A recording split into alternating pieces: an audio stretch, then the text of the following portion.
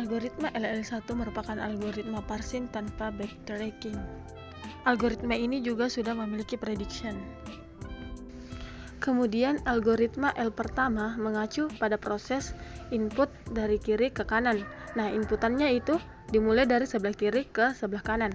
Sedangkan L kedua pada penelusuran derivasi dari paling kiri untuk setiap string, juga dimulai dari sebelah kanan ke sebelah kiri. Dan LL1 menggunakan tumpukan atau stack dalam melakukan proses parsing. LL1 parsing dapat dilakukan apabila tidak terdapat produksi atau struktur program yang memiliki left recursive atau left factoring dan ambigu. Selanjutnya left recursive dan left factoring. Nah, di sini sudah ada CFG. Nah, yang kita cari yaitu apakah di sini ada left recursive-nya atau tidak. Baiklah, kita coba S turunannya S plus A, S min A. Nah, di sini left recurse. Jadi kita hilangkan dulu. Nah, sekarang kita coba tambahkan S action. Nah, S yaitu turunannya A plus S, S action, A min S, S action, dan B dikali A tambah S action. Kemudian untuk S actionnya sendiri kita definisikan adalah yang terjadi left recursive, tapi S-nya lagi kita tidak tulis di depan, plus A S action dan minus A S action dan epsilon. Dan dari sini left recursive-nya sudah hilang. Nah, tinggal kita lihat di CS turunannya yaitu A dan A. Nah, ini yang disebut dengan left factoring.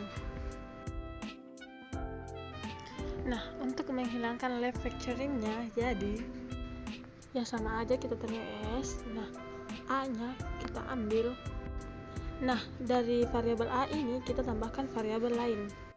Nah, karena simbol ini masih S, jadi kita ambil saja S double action. Jadi untuk kedua ini sudah cukup. Berarti tinggal sisanya B dikali A S action. Sedangkan S action ini tetap plus A S action minus A S action dan epsilon. Sekarang kita mendefinisikan S double action. Sisanya tadi yaitu plus S action minus S action. Ini adalah cara kita untuk menghilangkan left recursive dan left factoring. Nah, ini kita mau lihat algoritma LL1-nya sendiri. Di sini ada sebuah CFG. Nah, kita mau cek yaitu string ID plus ID. Di sini kita mau terima atau tolak stringnya. Yang pertama kita akan tetap cari apakah ada left recursive dan left factoringnya. Jika sudah tidak ada, kita akan cari first dan follow. First dan follow-nya akan seperti ini. Ini adalah nilai first dan follow dari masing-masing variabel yang ada. Dan langkah selanjutnya untuk mencari algoritma LL1 setelah mencari first dan follow-nya, kita akan buat sebuah tabel parsing. Di sini adalah semua terminal yang ada. Jadi semua terminal kita bikin dalam kolom yang berbeda, beserta sebuah dolar dan start. Dan semua untuk barisnya adalah non terminal. Karena di sini CFG-nya ada 5, berarti kita punya 5 baris. Tinggal bagaimana kita mengisi si tabel parsingnya. Nah, yang pertama kita lihat adalah nilai dari first-nya. First dari E yaitu adalah kurung buka dan ID. Sedangkan turunan dari E itu sendiri yaitu T dan E action.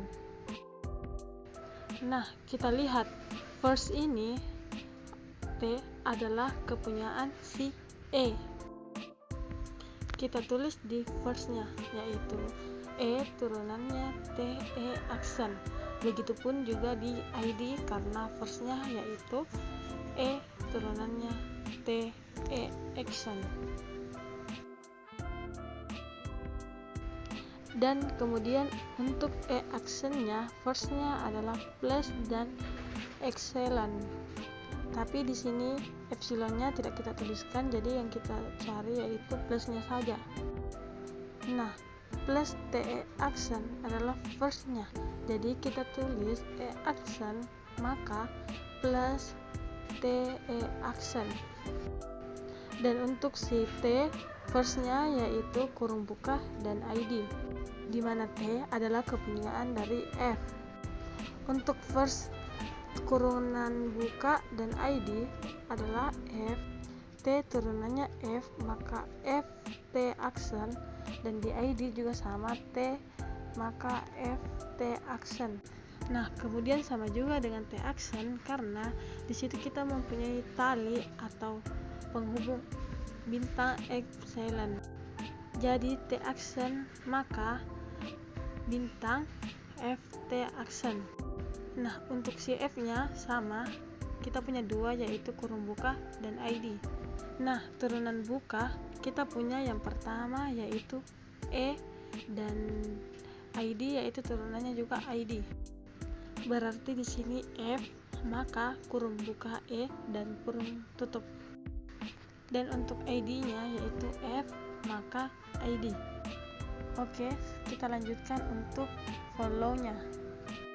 Follow ini kita tempatkan hanya yang mempunyai epsilon. Dan untuk yang memiliki epsilon ini akan ditempatkan pada turunan yang masing-masing pada followingnya. Berarti si E action kita tempatkan pada follow-nya yaitu E action maka epsilon, dan kurung tutup yaitu E action dan epsilon.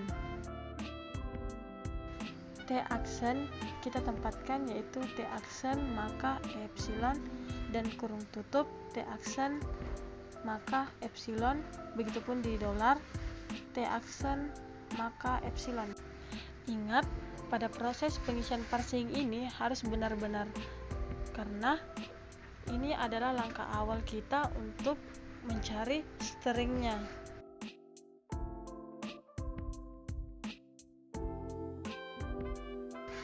Jadi di sini ada first dan follow dan mencari nilai-nilai dalam tabel parsing.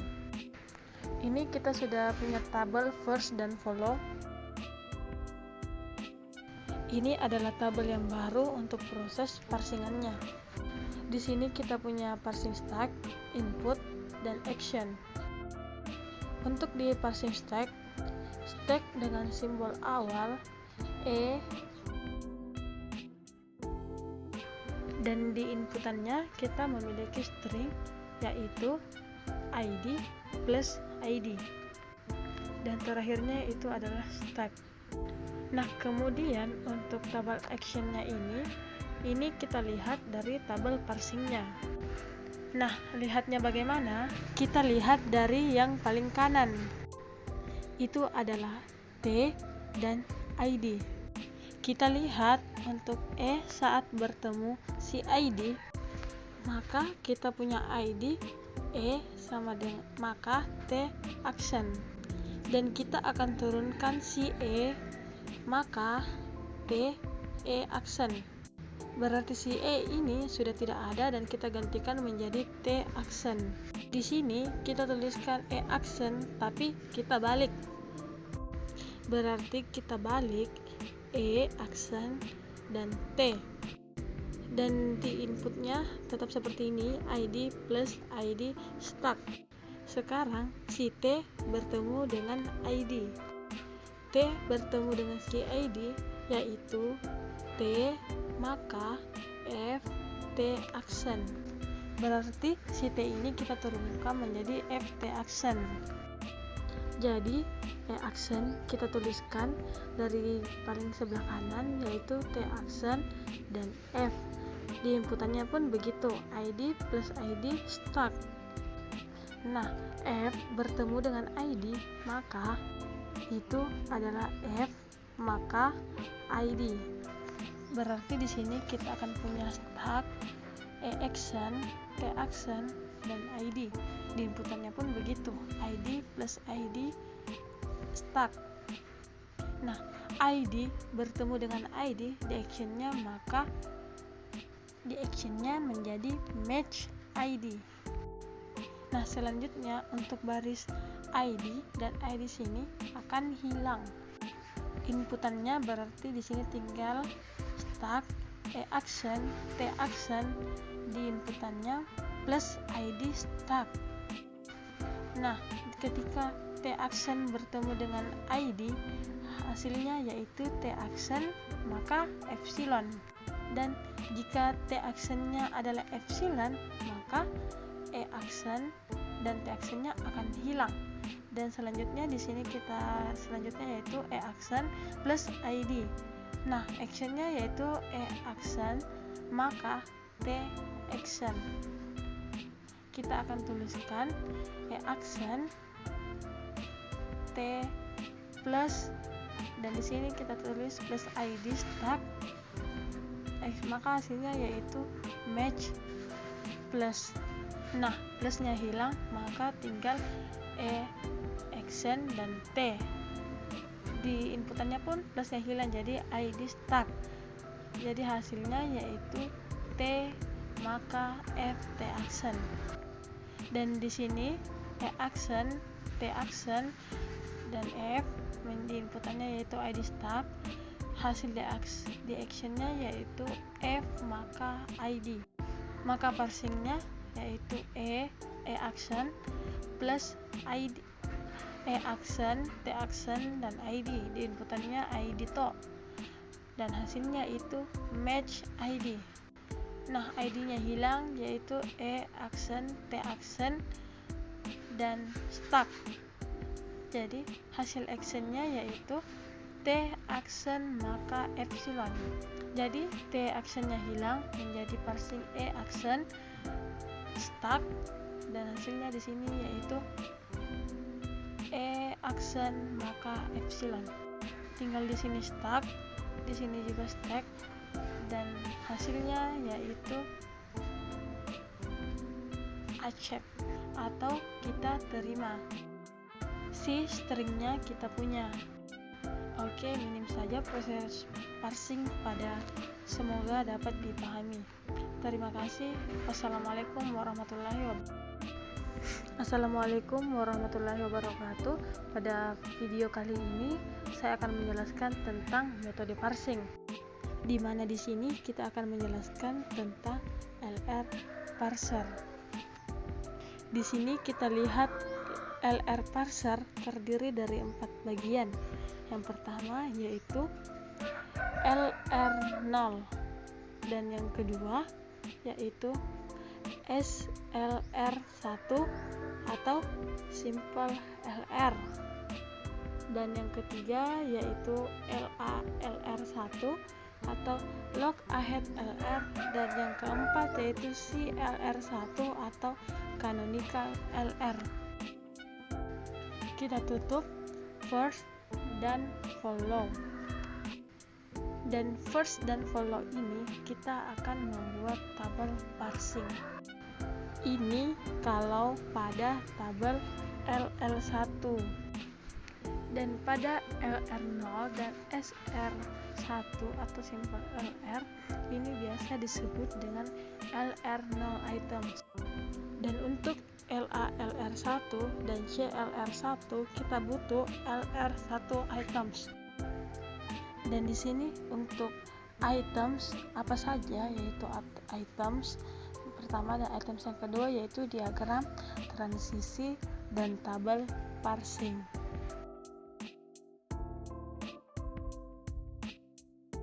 Oke, jadi untuk LR0, SLR1, LALR, dan CLR kita membutuhkan yaitu diagram transisi dan tabel parsing.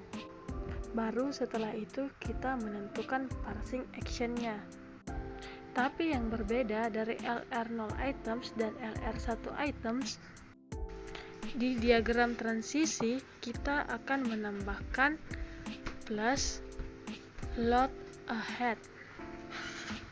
Nanti kita akan lihat apa itu look ahead. Nah, langsung saja kita masuk pada pembahasan yaitu LR0 parsing. Di sini ada CFG-nya yaitu S, maka A, dan A, maka A kecil, A besar atau B. Dan di sini kita akan melakukan algoritma LR0. Berarti di awal kita membutuhkan untuk membuat diagram transisi. Diagram transisi, misal kita ambil saja dari sini S, maka A. Di sini kita akan memberikan dot di bawah A. Konsep dari diagram transisi ini yaitu dot akan dipindahkan ke masing-masing variabel sampai posisinya ada di paling kanan. Atau misal kita pindahkan yaitu dari S. Nah, kita tulis di sini S, maka A dot A atau S, maka A baru di sini disimpan dotnya. Jika semua nilai dotnya sudah ada di sebelah kanan, diagram transisi itu selesai. Untuk konsep yang lainnya, lihat jika nilai setelah dotnya itu terminal, kita akan stop atau tidak melakukan apa-apa. Tapi jika nilai dot adalah variabel, maka kita akan panggil variabel tersebut. Seperti ini contohnya, atau ini. Kita akan panggil si variabel A. A itu apa saja, yaitu A kecil, A besar, B kecil, dan kita berikan lagi dot di awal. Di sini, jika kita melakukan pemanggilan, maka kita akan memberikan dot di paling sebelah kiri. Oke, kita langsung praktekkan saja. Di sini kita akan melakukan pemanggilan S, maka A besar. Tapi di sini tidak ada untuk memanggil S. Jadi kita akan membuat untuk variabel lain dan panggilnya menggunakan S aksen. Sebut saja S aksen ini, maka S dan dot di sebelah kirinya. Kenapa? Karena di sini tidak akan memanggil simbol awalnya. Kita lihat di samping sebelah kanan dot itu adalah S. Kita akan panggil si S-nya. Dan S ini maka A dan baru kita panggil, kita tambahkan dot. Dan kita lihat di sebelah dot ini adalah variabel. Berarti kita panggil lagi variabel A, maka A kecil dan A besar, dan B, maka, dan kita panggil dengan menambahkan dot di sebelah kiri masing-masing variabelnya. Dan jika sudah terminal, maka akan stop atau berhenti melakukan diagram parsing. Berarti ini selesai. Jadi ini disebut step awal atau I0 karena sudah tidak ada lagi yang kita panggil. Setelah itu baru kita melakukan transisi dot. Di sini kita akan lakukan baris per baris. Berarti dotnya ketika dipanggil akan melewati variabel S. Berarti ini menjadi S aksen, maka S dot. Dari sini kita telusuri lagi ada lagi atau tidak, karena di sini sudah selesai. Jadi ini adalah I1. Nah, kemudian baris yang kedua, jika dotnya dipindahkan akan melewati variabel A. Berarti S, maka A dot A. Kita lihat lagi setelah dot ini ada A besar. Jadi kita akan panggil variabel A besar dan B. Dan jangan lupa di sini kita tambahkan dot di sebelah kirinya. Dan dari sini sudah tidak ada lagi yang akan kita panggil. Ini sudah selesai dan ini menjadi I2. Cara ini dilakukan sampai menemukan I6.